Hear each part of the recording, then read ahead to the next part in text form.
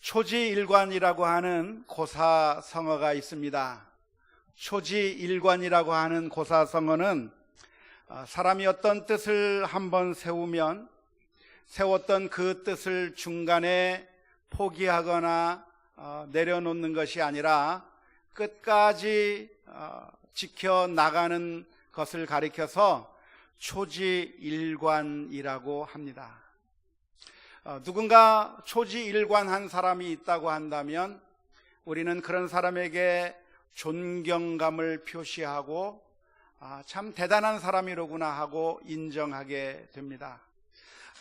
많은 사람들이 초지일관하는 것이 아니라 정반대말이 무엇이죠? 작심삼일.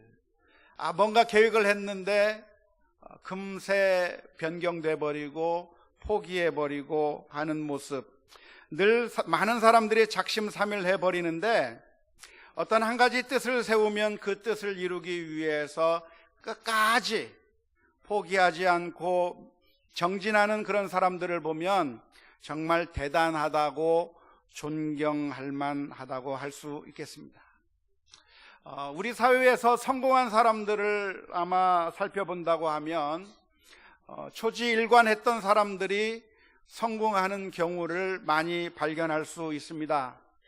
어떤 일을 하는데 이랬다가 저랬다가 또 여기 기웃거리고 저기 기웃거리고 귀가 얇아서 사람들이 말하는 대로 자꾸만 변경해 버리는 사람들보다는 한 우물을 깊게 파는 사람이 결국 성공하는 모습을 우리는 많이 보게 됩니다. 이 세상에서는 초지일관해야 할 것들이 많이 있습니다. 특별히 가치의 면에 있어서는, 가치의 문제에 있어서는 우리가 초지일관할 필요가 있습니다. 예를 들자면 믿음은 우리가 가졌다고 한다면 그 믿음을 끝까지 초지일관하는 그런 믿음을 가져야 될 줄로 믿습니다.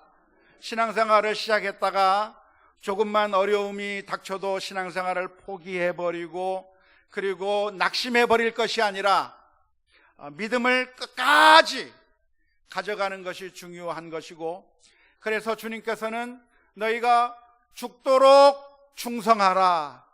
그리하면 내게 생명의 면류관을 내게 주리라고 말씀해 주셨습니다. 뿐만 아니라 우리는 사랑도 초지일관해야 될 줄로 믿습니다. 사랑을 했다고 한다면 그 대상이 자꾸 바뀌면 안 되잖아요. 그죠? 사랑이 자꾸 그 대상이 바뀌어도 안 될 것이고, 그 사랑의 진실성도 처음부터 끝까지 계속 유지되어야 될 것이라고 믿습니다. 하지만 초지일관하는 것이 항상 좋은 것만은 아닐 겁니다. 초지일관이라고 하는 말을 좀 부정적인 다른 말로 바꾸어서 표현한다면 그건 고집불통이라고 말할 수가 있겠습니다.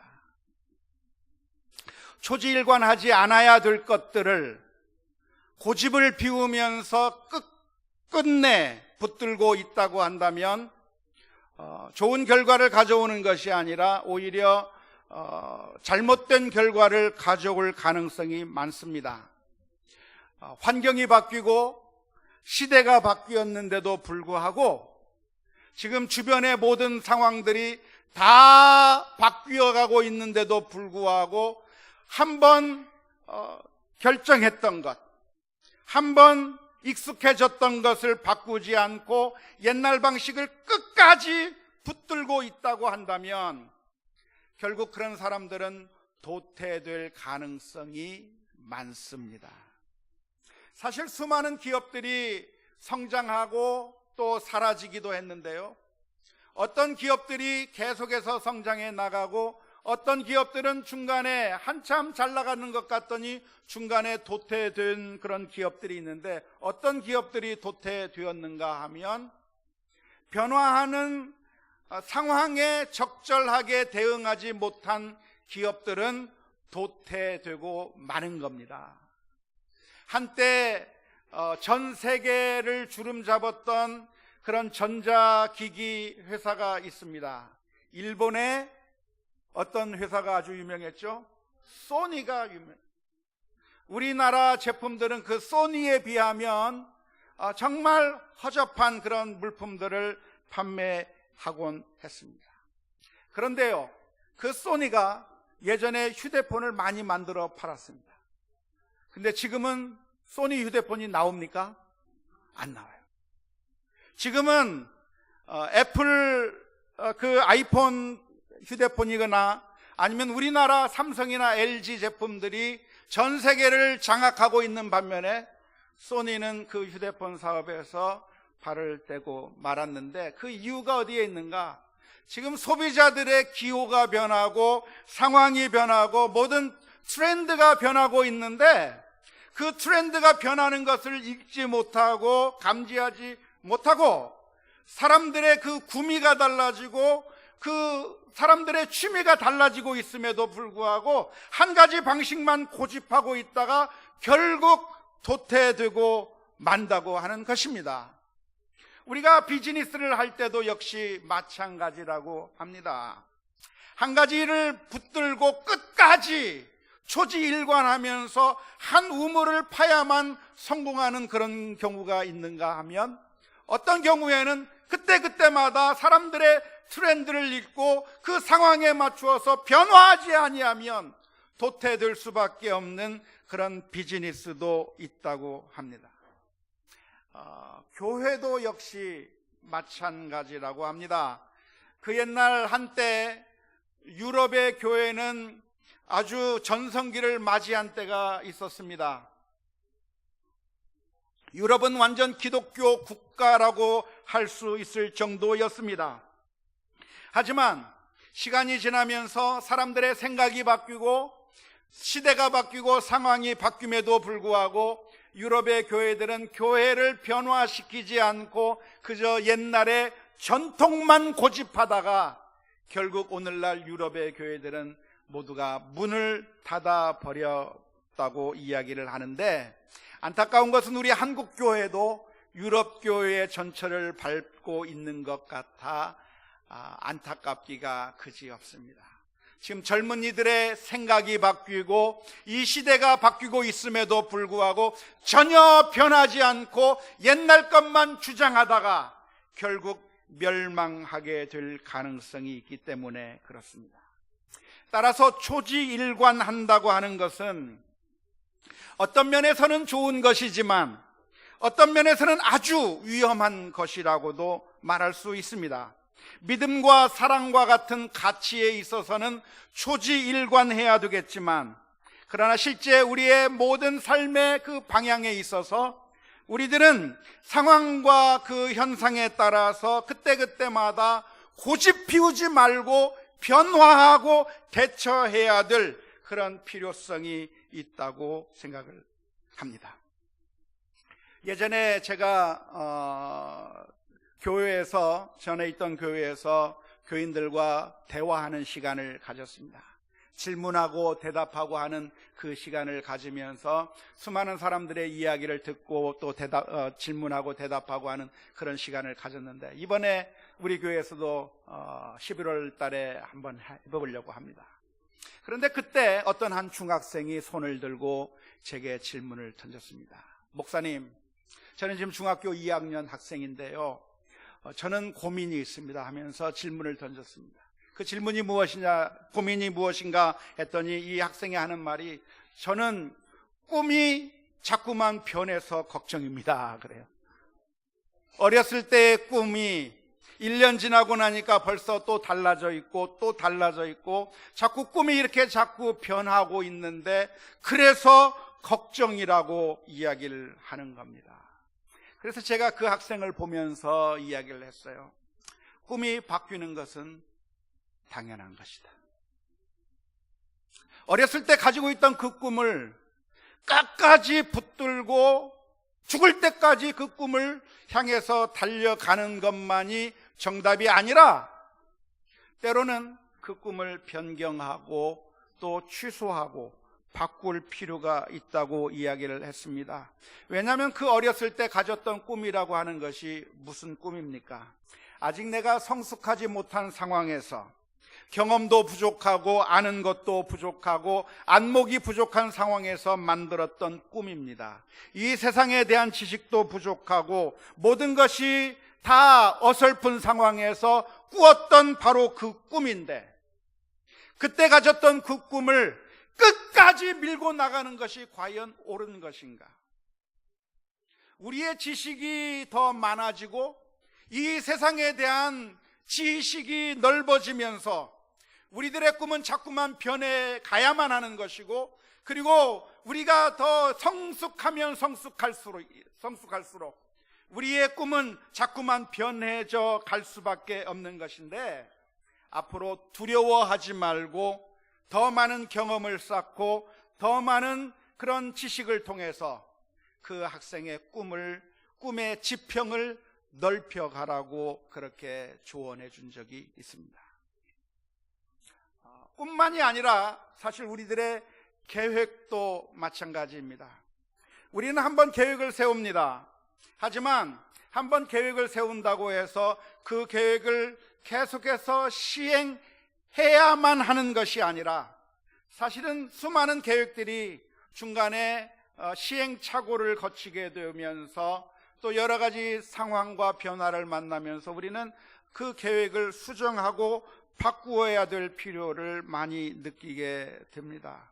때로는 여건이 안 되어서 포기해야 될 경우도 있고요, 때로는 상황이 바뀌고 환경이 바뀌어서 부득이하게 계획을 수정해야 될 필요가 있다고 하는 것을 모두가 동의할 것이라고 생각을 합니다.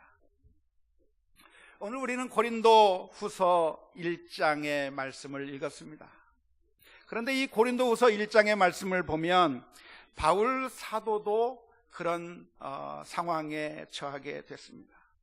바울 사도는 원래 고린도 교회 성도들에게 말하기를 내가 고린도 교회를 방문하겠다고 이야기를 했습니다. 내가 고린도 교회를 방문하는데 2번 고린도 교회를 방문할 것이라고 이야기를 했습니다. 하지만 얼마의 시간이 지난 다음에 상황이 바뀌었습니다.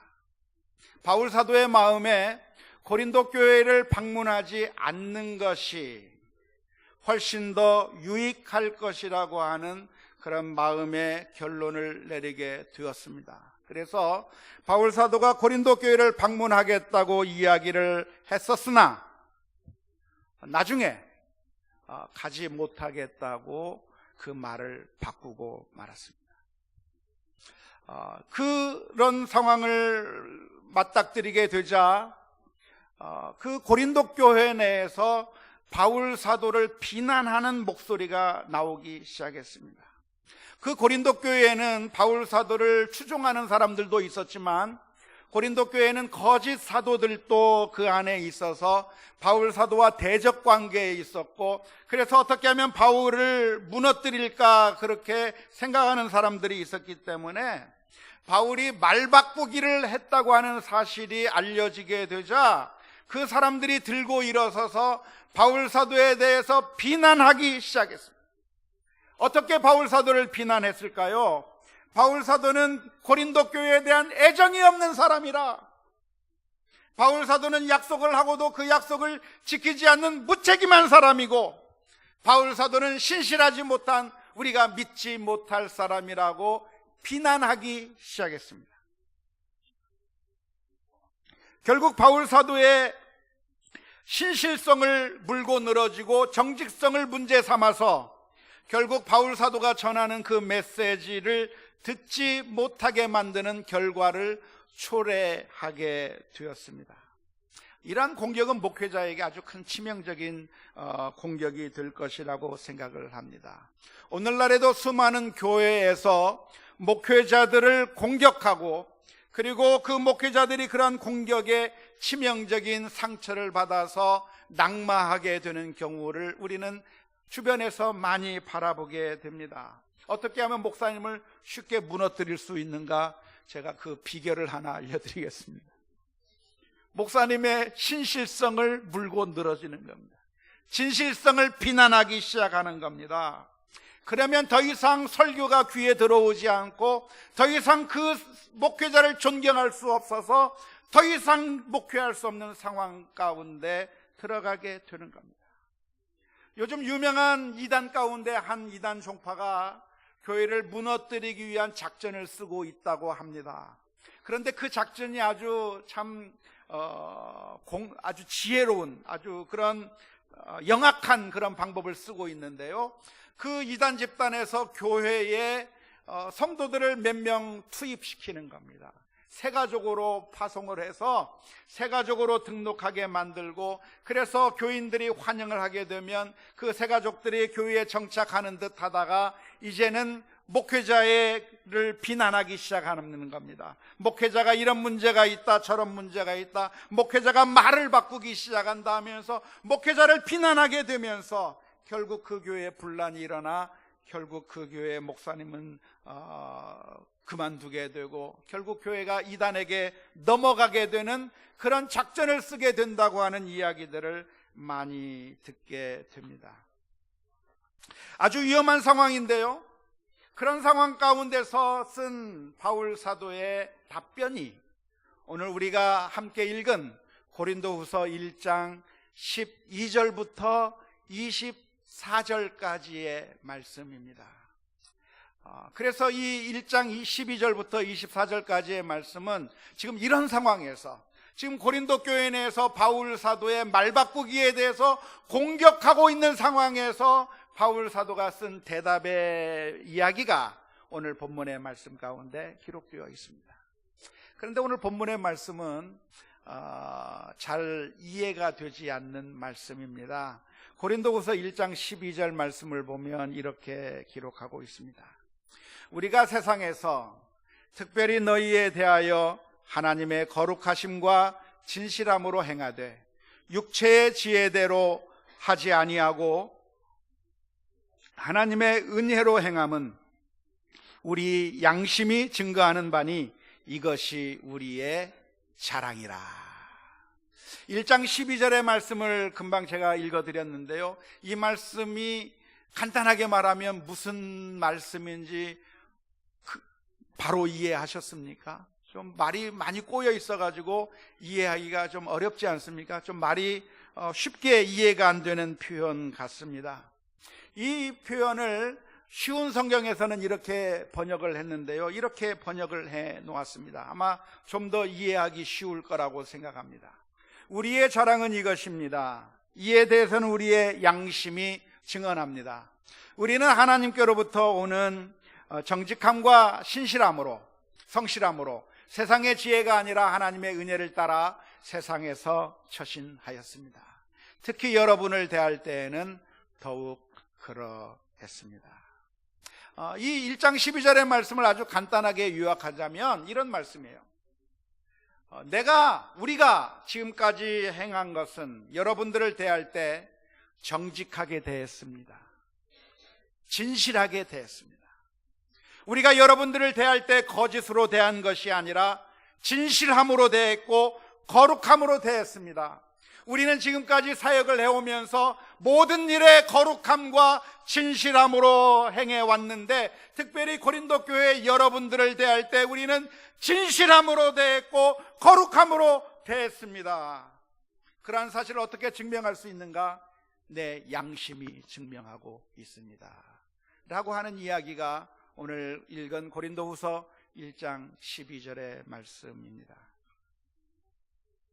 원래 바울 사도는 고린도 교회를 2번 방문하려고 했습니다. 그 내용이 15절 16절의 말씀 가운데 기록되어 있습니다. 내가 이 확신을 가지고 너희로 2번 은혜를 얻게 하기 위하여 먼저 너희에게 이르렀다가 너희를 지나 마게도냐로 갔다가 다시 마게도냐에서 너희에게 가서 너희의 도움으로 유대로 가기를 계획하였으니, 바울 사도는 고린도 교회에 갔다가 마게도냐를 갔다가 다시 고린도 교회에 갔다가 유대로 오려고 하는 그런 2번 방문의 계획을 세웠다고 15절 16절에서 이야기를 했습니다. 그런데 이 계획을 세울 때 어떤 마음으로 계획을 세웠는가? 어떤 마음으로 그런 이야기를 했는가? 경솔하게 한 것이 아니라 정말 진지하게 이런 계획을 세웠다고 이야기를 하는데 17절의 말씀에 그렇게 기록하고 있습니다. 17절에 이렇게 기록합니다. 이렇게 계획을 할 때에 어찌 경솔히 하였으리요? 혹 계획하기를 육체를 따라 계획하여 예예하면서 아니라 하는 일이 내게 있겠느냐? 바울 사도가 내가 고린도 교회에 가겠다고 말하면서 속으로는 안 가야지 라고 하는 마음으로 여러분들에게 그런 계획을 말한 것이 아니라 예예하면서 속으로는 아니라고 하는 그런 생각으로 말한 것이 아니라 경솔하게 아무 생각 없이 앞뒤 따지지 않고 그냥 말부터 앞선 그런 계획을 여러분들에게 말한 것이 아니라 정말 진지하게, 정말 아주 생각을 깊게 해서 내가 여러분들에게 가겠다고 그렇게 계획을 세운 것이 진실한 마음으로 가겠다고 계획을 세운 거라고 설명을 합니다. 하지만 결과적으로 그 계획을 취소해 버렸습니다. 그런데 그 계획을 취소한 이유가 무엇인가? 1장 23절 말씀에서 이렇게 설명을 합니다. 내가 내 목숨을 걸고 하나님을 불러 증언하시게 하노니 내가 다시 고린도에 가지 아니한 것은 너희를 아끼려 함이라. 왜 너희에게 가지 않았는가? 가겠다고 해놓고 안 간 이유가 무엇인가? 그것은 그냥 내가 마음이 그냥 바뀌어서가 아니라 사실은 너희들을 위해서 가지 아니하겠다고 그런 결정을 내린 거라고 이야기를 하고 있는 것인데, 지금 바울 사도는 비난을 받는 상황 가운데서 지금까지 우리가 행한 것은 거룩함으로 진실함으로 행했는데, 그리고 내가 이 계획을 바꾼 것도 그냥 경솔하게 바꾼 것이 아니라 진실한 마음으로 너희에게 가려고 했었고, 계획을 바꾼 것도 여러분들을 아끼는 마음으로 계획을 바꾼 거라고 이야기하면서 그것을 누가 증명해 줄 수 있는가? 누가 증명해 줄 수 있습니까? 양심이 증거한다. 내 양심이 그것을 말한다고 이야기하고 있는 겁니다. 그런데 이 양심이라고 하는 게 문제가 있어요. 무슨 문제가 있습니까? 양심이라고 하는 것은 다른 사람들을 설득시킬 만큼 객관적인 타당한 증거가 될 수는 없다고 하는 게 문제죠. 양심은 오직 누가 알 수 있습니까? 나 자신만 아는 거예요. 10길 물속은 알아도 한 길 사람 속은 모른다고 하는 말처럼 양심을 걸고서 이야기를 하는데 그 양심을 누가 알 수 있냐면 아무도 몰라주고 오직 나만 알 수 있다고 하는 그것이 문제이고, 이 양심은 다른 사람들은 몰라주는데 오직 하나님만이 진짜로 알 수 있다고 하는데 문제가 있습니다. 예전에 제가 미국에 살 때였습니다. 제가 어느 한 가게에 들어가서 물건을 샀습니다. 물건을 사는데 그 값이 얼마였냐면 5불 50전짜리 물건을 사게 됐습니다.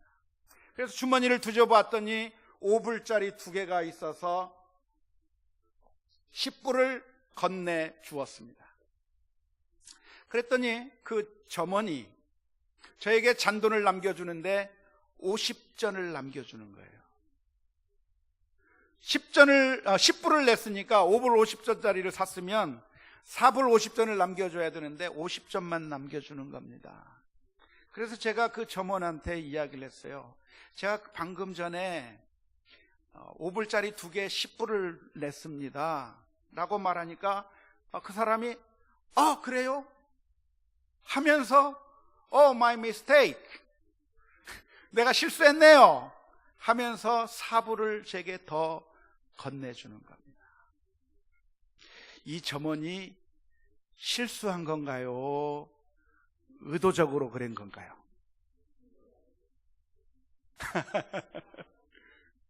실수했을까요? 의도적으로 그랬을까요? Nobody knows. 아무도 몰라요. 이 사람은 내가 실수했습니다 하면서 제게 4불을 더 건네줬는데 그 사람의 마음에 들어가 볼 수가 없기 때문에 실수였는지 의도였는지 모르는 거예요.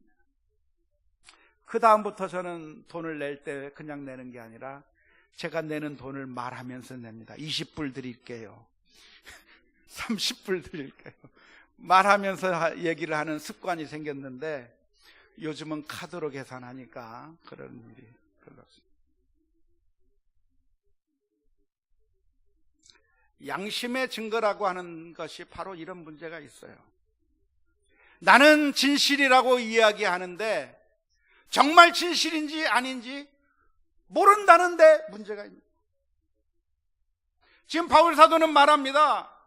내가 여러분들에게 가겠다고 이야기한 것도 진심으로 그런 계획을 세운 것이고, 나중에 말을 바꾸게 된 것도 그냥 내 알량한 이익을 위해서 섣불리 그렇게 계획을 취소한 것이 아니라 정말 여러분들을 아끼는 마음으로 안 가는 것이 훨씬 더 여러분들에게 좋겠다고 하는 그 결론으로서 진지한 가운데 계획을 변경한 것이라고 했을 때, 과연 그게 정말 그러한 것인지 아니면 말을 쉽게 바꾸는 믿을 수 없는 사람이기 때문인지 객관적으로 증명할 수 없다고 하는 것이 양심의 증거라고 할 수 있을 겁니다.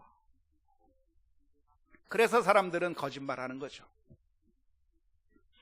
우리가 잘 아는 대로 헤롯 왕은 베들레헴에 유대인의 왕이 태어났다고 하는 이야기를 들었을 때 동방의 박사들에게 이렇게 이야기를 합니다. 마태복음 2장 8절 말씀에 가서 아기에 대하여 자세히 알아보고 찾거든 내게 고하여 나도 가서 그에게 경배하게 하라. 알려주면 나도 경배하겠다고 말을 했지만 그 헤롯 왕의 마음은 지금 무슨 마음을 가지고 있습니까? 죽여버리겠다고 하는 마음을 가지고 이런 이야기를 하는 겁니다. 가룟 유다도 거짓말을 했습니다. 향유를 예수님에게 붓는 그 여인을 보면서 분노하면서 이런 이야기를 했습니다. 요한복음 12장 5절의 말씀에 이 향유를 어찌하여 300데나리온에 팔아 가난한 자들에게 주지 아니하였느냐. 이 가룟 유다는 정말 가난한 자를 생각하고 있는 것 같지만 성경에서는 그 가룟 유다의 마음을 꿰뚫고 이렇게 썼습니다. 저는 도적이라 돈꾀를 맡아서 훔쳐가려고 한다고 성경은 기록하고 있습니다. 그래서 우리 사람들은 판단하기가 어렵습니다. 사기꾼의 말에 그래서 속아 넘어가는 겁니다. 거짓말을 하고 있는데도 그 사람의 양심을 우리가 한길 그 마음속을 바라볼 수가 없어서 사기꾼들의 감언이설에 우리가 속아 넘어가는 것이고, 정반대로 정말 진실한 말을 하고 있는데도 불구하고 그것을 이해해 주지 못하는 것이 오늘날 우리들이 겪고 있는 문제라고 이야기할 수가 있는 것이고, 그래서 우리는 낭망하게 될 때가 많습니다. 정말 나는 진심을 가지고 대하고 있는데 그 진심을 믿어주지 아니할 때 그것이 답답하고 그것이 정말 괴로워서 절망하게 되는 경우가 있습니다. 하지만 바울 사도는 그 고린도 교인들을 바라보면서 절망하고 낭망한 것이 아니라 진실하게 이야기하고 있는 겁니다. 여러분, 내가 여러분들을 대할 때 거룩함으로 대했고 진실함으로 대했고 하나님 앞에서 내가 정말 양심을 걸고 여러분들을 아름답게 대했다고 이야기하고 있는 것이며, 마지막 날에 결국 하나님께서 그것을 밝혀주실 거라고 말하고 있는 것입니다. 사랑하는 성도 여러분, 제가 말씀드리고 싶은 것은, 그러니까 우리가 말을 막 바꾸어도 괜찮고 약속을 막 뒤집어도 괜찮다고 말씀드리는 것이 아닙니다. 제가 말씀드리고자 하는 것은 무엇을 하든지 그 옛날 사도 바울이 그랬던 것처럼 정직함과 진실함으로 사랑으로 해야 된다고 하는 것을 기억할 수 있기를 주님의 이름으로 축원합니다.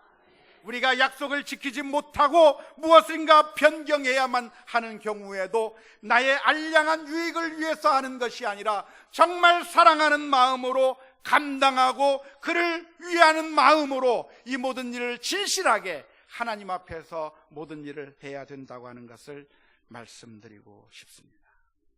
어쩌면 이 세상은 우리들을 믿어주지 않을지 모릅니다. 내가 진실로 대했지만 나의 진심을 알아주지 못해서 외면해 버릴 때가 있지만 낙심하지 마십시오. 갈라디아서 6장 9절의 말씀에 우리가 선을 행하되 낙심하지 말지니 포기하지 아니하면 때가 이름에 거두리라 말씀해 주셨습니다. 원하기는 저와 여러분들이 진실하게 모든 일에 행하는 우리 모두가 다 될 수 있기를 주님의 이름으로 축원합니다. 그런데 사랑하는 성도 여러분, 아십니까? 하나님께서 우리를 대하실 때에도 진실하게 대하셨다고 하는 사실을 알고 계십니까? 하나님이 우리를 대할 때도 진실하고 거룩하게 대해 주셨습니다. 때로는 우리는 하나님의 그 마음을 이해하지 못할 때가 있습니다. 때로는 하나님께서 나를 외면하시는 것 같기도 하고, 때로는 고통과 고난을 우리에게 주시는 것 같아서, 그래서 왜 하나님이 내게 이런 고난을 주는지 우리의 머리로 도무지 이해하지 못할 때가 있습니다. 마치 사랑하는 부모가 자식들의 잘못을 훈련시키기 위해서 채찍질하면, 혼내게 되면 우리 아이들이 부모님을 이해하지 못합니다. 왜 부모가 나를 미워하는가? 왜 부모가 나를 향해서 욕하고 분노하는가? 왜 부모가 나를 때리는가 하면서 우리 자녀들이 나를 이해하지 못할 때가 있는 것처럼, 때로는 우리도 하나님을 바라보면서 하나님을 이해하지 못할 때가 있습니다. 하나님이 왜 나로 하여금 이런 고난의 길을 걸어가게 하시고, 하나님께서 왜 나에게 이런 병을 주시기도 하고, 하나님께서 왜 나에게 이런 힘들고 어려운 고난의 길을 가게 해 주시느냐고, 하나님이 정말 나를 사랑하는 것이 맞느냐, 하나님이 정말 나를 사랑하시는가 질문을 던져보고 싶을 때가 있습니다. 어떤 경우에는 하나님이 계시지 않는 것처럼 그렇게 느껴질 때가 있습니다. 하지만 성도 여러분, 하나님은 단 한 번도 우리를 향하여 경솔하게 행하거나 진실하게 행하지 아니하신 적이 없다고 하는 사실을 기억할 수 있기를 주님의 이름으로 축원합니다. 하나님은 우리를 사랑하시되, 우리가 하나님을 인정하지 않고 도망가는 그 순간에도 우리를 사랑하시고, 우리가 죄인으로서 하나님에게 원수가 되었었던 그 순간에도 우리를 사랑하셔서 우리를 끝까지 포기하지 아니하시고 우리를 구원하시기 위하여 그 아들을 십자가에 내어주시기까지 사랑하셨다고 하는 사실을 믿을 수 있기를 주님의 이름으로 축원합니다. 이사야 49장 15절 말씀에 하나님이 이렇게 말씀하십니다. 여인이 어찌 그 젖먹는 자식을 잊겠으며 자기 태에서 난 아들을 긍휼히 여기지 않겠느냐. 그들은 혹시 잊을지라도 나는 너를 잊지 아니할 것이라. 사랑하는 성도 여러분, 엄마가 자식을 잊을 수 없습니다. 부모가 그 사랑하는 자식을 결코 잊을 리 만무합니다. 그런데 하나님께서 말씀하시는 거예요. 그런 부모가 있는 한이 있더라도 나는 너를 잊지 않겠다. 하나님은 우리를 향하여 진실하게 대하겠다. 하나님이 그 사랑을 포기하지 아니하고 끝까지 우리에게 주시겠다고 말씀해 주시는 것인 줄로 믿습니다. 오늘 우리들의 삶 가운데서 우리들의 길은 때때로 하나님이 이해가 안 될 때가 있습니다. 마치 바울 사도가 고린도 교회에 오기로 했다가 그 계획을 변경하고 오지 않는 일이 생기는 것처럼, 하나님이 나를 사랑한다고 한다면 나에게 이런 것도 해줘야 될 것 같고, 나에게 이런 기도의 응답도 해줘야 될 것 같고, 하나님께서 이렇게 해줘야만 하나님께서 나를 사랑해 주는 걸로 생각할 때가 있는데, 때때로 하나님은 나를 사랑하는 것이 아니라 외면하는 것 같고, 하나님이 내 기도에 들어 응답지 않고 나를 버리시는 것처럼 느껴질 때가 있을 겁니다. 하지만 그 순간에도 우리는 믿고 신뢰해야 될 줄로 믿습니다. 그 아들을 십자가에 내어 주시기까지 사랑하신 하나님이 지금도 우리를 붙들고 계시다고 하는 그 사실을 기억하면서 믿음으로 승리한 우리 모두가 다 될 수 있기를 주님의 이름으로 축원합니다.